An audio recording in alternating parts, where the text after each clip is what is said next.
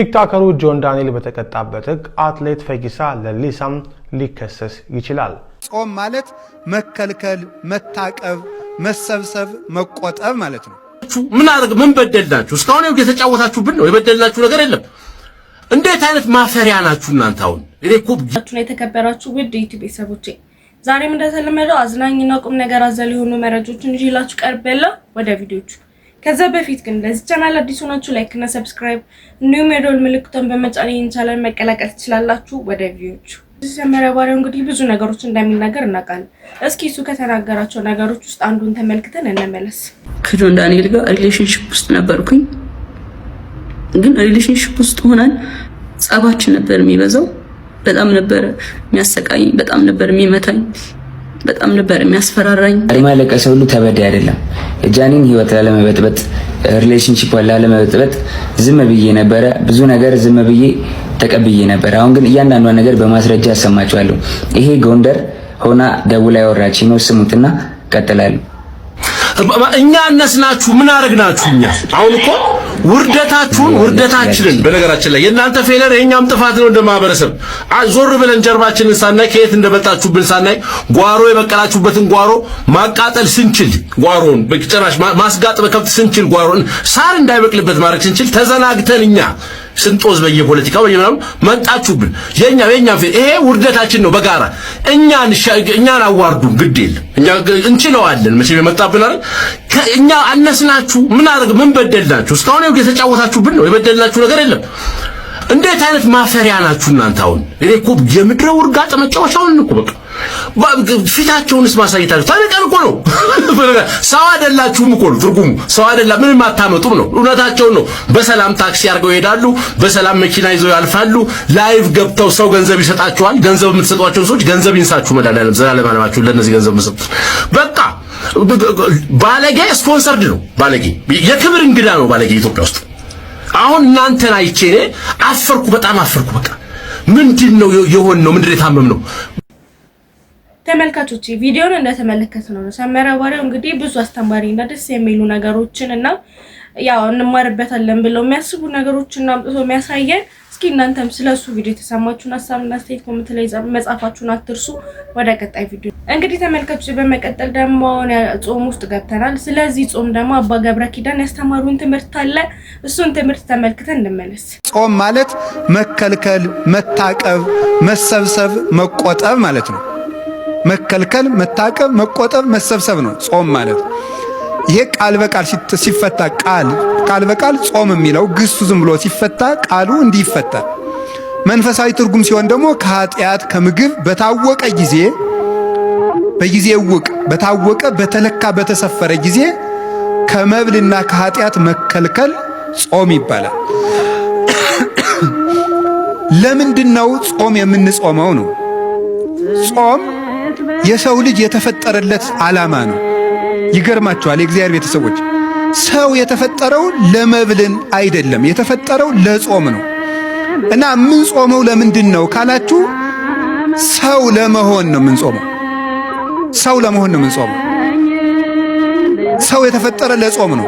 ኦሪት ዘፍጥረት ምዕራፍ 1 ቁጥር 26 ላይ እግዚአብሔርም በመጀመሪያ ሰማይና ምድርን ፈጠረ ይልና ምዕራፍ 1 ቁጥር 1 ላይ ምዕራፍ 1 ቁጥር 26 ላይ ምንድን ነው የሚለው?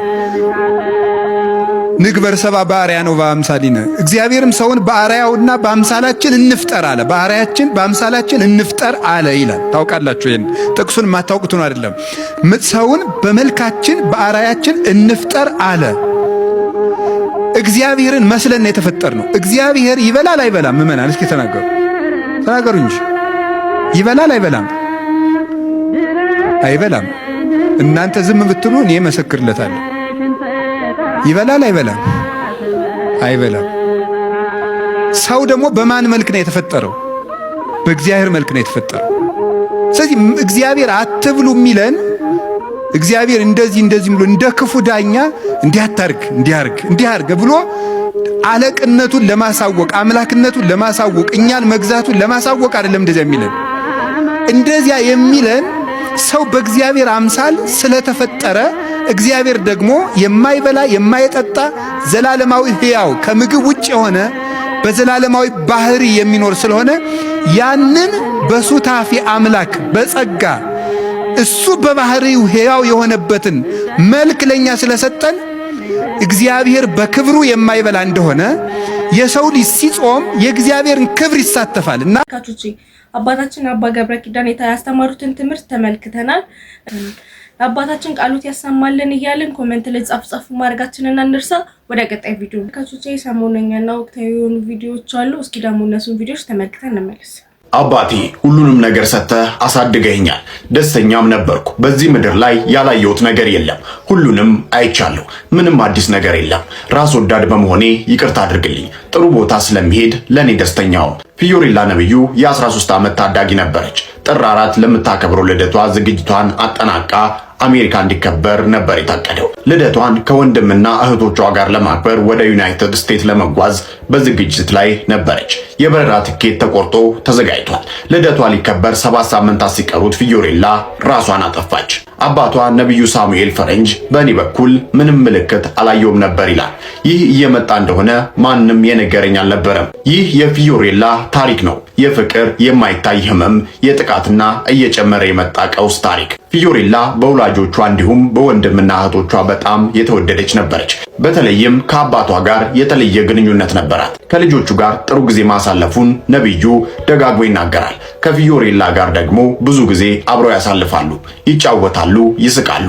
ወደ ተለያዩ ሀገራትም አብረው ተጉዘዋል። ፊዮሬላ በበረራ ወቅት ሁልጊዜ ከጎኑ ትቀመጥ ነበር። ኮፓይሌት ወይንም ረዳት አብራሪ እንላት ነበር ሲል ነብዩ ያስታውሷል። እሷ ልጅ ብቻ አልነበረችም፣ የቅርብ ጓደኛውም ነበረች። በቤትም ሆነ በትምህርት ቤት ፊዮሬላ በቀልዷ በብልሃቷና በራስ መተማመኗ ትታወቅ ነበር። አስተማሪዎቿ ብሩህና ተወዳጅ እንደሆነች ይናገራሉ። በቀላሉ ከሁሉም ጋር የምትግባባም ነበረች። እንደ አባቷ ገለጻ ከሆነ ከእድሜዋ በላይ የበሰለች ነበረች። ከእድሜዋ በላይ ጥንቁቅ፣ ገንዘብ የማታባክን አዋቂና መካሪ ነበረች ይላል። 4 ልጆች አሉኝ። የልጆቼ ሁሉ ሰብሳቢ፣ መካሪና አስተዋይ ልጄ እሷ ነበረች ሲል ይናገራል። ፊዮሬላ የአባቷን ፈለግ በመከተል ወደ ንግድ ዓለም የመግባት ህልም ነበራት። ስለ ወደፊት እቅዶቿ መሳካት የምትጥረው ፊዮሬላ በህይወቷ ውስጥ ምንም ተስፋ መቁረጥን የሚያመላክት ነገር አልነበራትም ይላሉ ወላጆች። ተመልካቾች ቪዲዮን የተመለከታችሁት ነው። ወደ ቀጣይ ቪዲዮ እንሂድ። እንግዲህ በመቀጠል ከሰሞኑ አትሌት ፈይሳ ሌሊሳ አነጋጋሪ የሆነ ድርጊት ፈጽሟል። እስኪ ስለሱ ድርጊት ደግሞ ተመልክተን እንመለስ። አሳዛኝ ዜና። በአትሌት ፈይሳ ሌሊሳ ተገጭተው ሕክምና ላይ ከነበሩ መካከል የ16 ዓመቷ ታዳጊ ሕይወቷ አለፈ። ከትላንት በስቲያ በጀሞ ሚካኤል አካባቢ በአትሌት ፈይሳ ሌሊሳ መኪና ተገጭተው ሕክምና ላይ ከነበሩ 2 መካከል በጽኑ ሕክምና ላይ የነበረችው የአንዷ ሕይወት ማለፉ ተሰምቷል። ሟች የ16 ዓመት ታዳጊ ስትሆን በደረሰባት ከባድ ጉዳት በሕክምና ስትረዳ ቆይታ ሕይወቷ ሊያልፍ ችሏል። በጉዳዩ ላይ ስላለው ሕጋዊ እርምጃ ዝርዝር መረጃዎች ካሉም በድጋሚ የማሳውቃችሁ ይሆናል። አትሌቱ ግን ከሀገር ወጥቷል የሚሉ ጭምጭምታዎችም አሉ። ሁሉንም በቀጣይ ቲክቶከሩ ጆን ዳንኤል በተቀጣበት ሕግ አትሌት ፈይሳ ሌሊሳም ሊከሰስ ይችላል። ጉዳዩን ከሕግ አኳያ እንመልከተው። አትሌት ፈይሳ ሌሊሳ ላይ የተሰሙ ያሉ ክስተቶች በኢትዮጵያ የወንጀለኛ መቅጫ ሕግና በሌሎች ተዛማች ሕጎች መሰረት ሊያስከትሉ የሚችሉትን ከባድ ሕጋዊ አንድምታዎች እንደሚከተለው መተንተን ይቻላል። አንደኛ፣ በትራፊክ አደጋው ረገድ የሚጠበቅ ተጠያቂነት። አትሌቱ አደጋ አድርሶ ከአካባቢ መሰወሩ በራሱ ተጨማሪ ወንጀል ነው።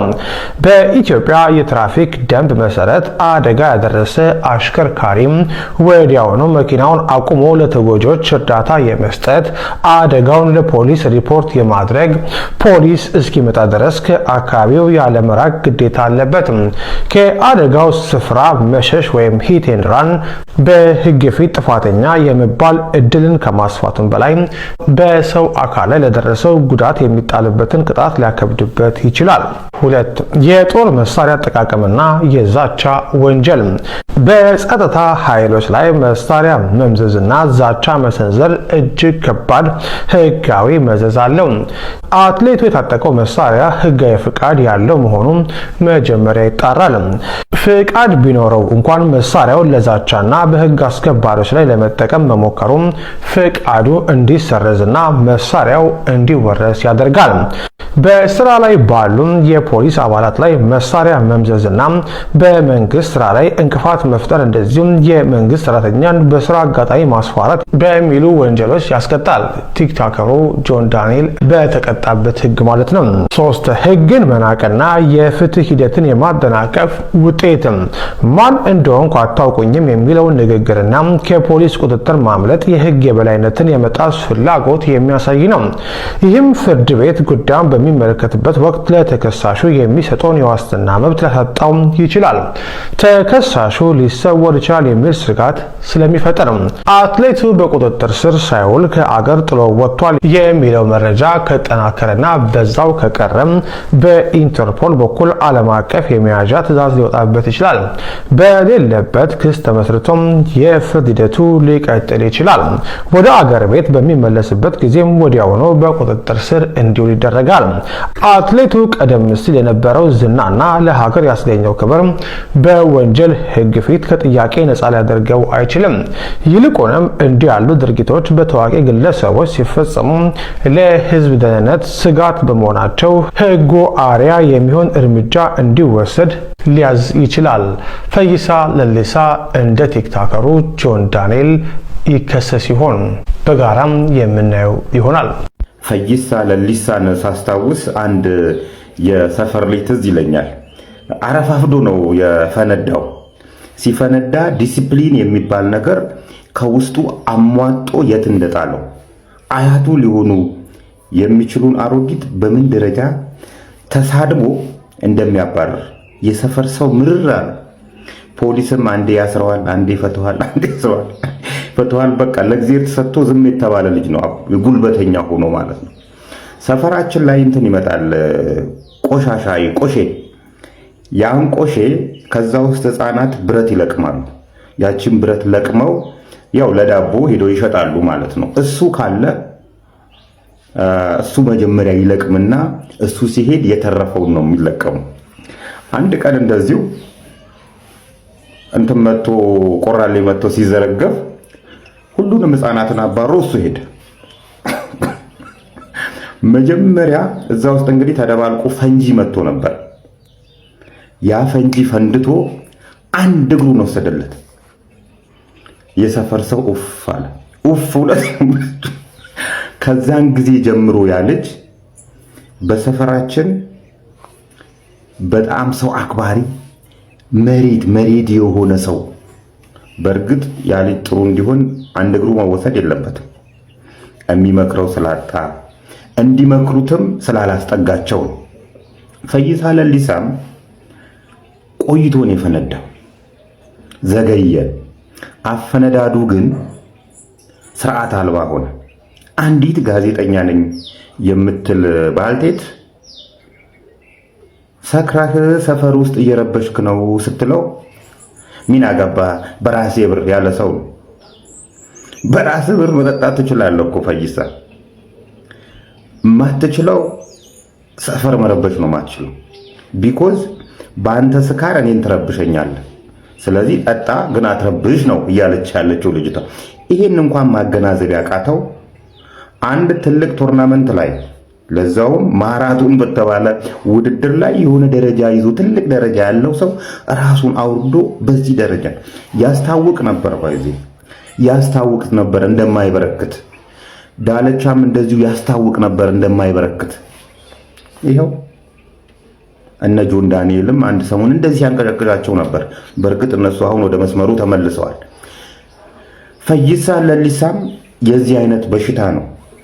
እኔ ብቻ ነኝ ያለሁት ህግ አይዘኝም የሚል አሳሰብ እና እናንተ ወደ መስመራችሁ እንድትስተካከሉ እኛ ማለቅ የለብን፣ እኛ መሞት የለብን። ህግ አካባቢ ያላችሁ ሰዎች ኃይል ትሉልን ይገባል። ልጆቹም እንደዚህ አይነት ጉዳት አድርሰው ራሳቸውን አደጋ ላይ ከሚጥሉ እኛም በእነሱ ቅብጠት ከምንሞት መጀመሪያ ኃይል ትሉልን ይገባል። ኃይ የሚል ማጣት ነው አሁን እነዚህ ልጆች እንደዚህ እያደረጋቸው ያሉት። እና እዛ አካባቢ ግጭቱ በተፈጸመበት ቦታ የነበራችሁ የህግ አካላት ፖሊሶች፣ ያፈለገ ታዋቂ ሁን፣ ያፈለገ ጉልበተኛ ሁን፣ መኪና ገጭቷል ወደ ህግ ነው መሄድ ያለበት እንጂ እንዲያመልጥ ማስደረግ አልነበረባችሁ። ይሄ ሰውዬ ሜቢ አገር ጥሎ ሸሽቶ ከሆነ እንደተባለው እናንተ ጭምር ተጠያቂ እንደምትሆኑ መዘንጋት የለም። እንግዲህ ተመልካቾች ቪዲዮን እንደተመለከታችሁት ነው። በጣም አሳፋሪ ነው። እስኪ እናንተም በዚህ ቪዲዮ ምን ትላላችሁ? የተሰማችሁን ሀሳብና አስተያየት ኮሜንት ላይ ጻፍ አድርጉልኝ።